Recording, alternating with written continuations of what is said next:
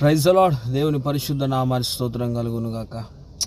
నా కళ్ళు ఎప్పుడైనా పరిశుద్ధంగానే ఉంటాయి. నా కళ్ళు ఎందుకంటే కళ్ళు పరిశుద్ధమైనదైతే ఒళ్ళంతా పరిశుద్ధంగానే ఉంటుంది.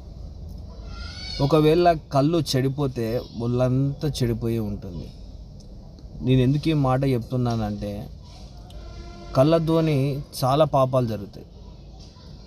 కళ్ళతోని కూడా వ్యభిచారం చేయొచ్చు. వ్యభిచారం అంటే ఏంటిది? భార్య భర్తలు ఉంటారు. భర్త ఉండగా భార్య ఇంకొకరితో సెక్స్లో పాల్గొంటే అది పాపం, అది వ్యభిచారం. భార్య ఉండగా భర్త ఇంకొక ఆమెతో సెక్స్లో పాల్గొంటే అది పాపం, అది వ్యభిచారం. వ్యభిచారం అంటే ఇదే. కనుక కొన్ని చూస్తాం, చూడకూడని వాటిని మన కళ్ళతో చూసినప్పుడు పదే పదే మనలో ఆ కోరికలు కలుగుతాయి. కనుక ఈ కళ్ళు ఏవి పడితే అవి చూడకూడదు. కనిపిస్తుంది కానీ అన్నీ చూడకూడదు. చూస్తే కళ్ళు చెడిపోతే ఒళ్ళంతా ఆలోచనలతో ఒళ్ళు కూడా చెడిపోతుంది. కనుక చూసే వాటిని మనం చూడాలి. ఎందుకు నీ మాటలు చెప్తున్నా అంటే నాకు వాక్యం తెలుసు కాబట్టి ఏవి పడితే అవి నేను దాన్ని వెంటనే సెల్ ఫోన్ అయినా ఏదైనా ఇట్లా తొలగించుకుంటా.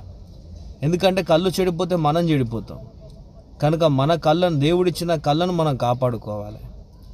ఇప్పుడు సపోజ్ అమ్మాయి ఉంది, ఏదో ఒక నీచమైన డ్రెస్ వేసుకుంది అనుకో, ఆయన దిక్కులుగా చూడడం అవసరం లేదు. చూస్తే నీ కళ్ళు చెడిపోతే నీ ఒళ్ళంతా చెడిపోతుంది. అంటే చూడకుండా ఉంటే అయిపోతుంది కదా.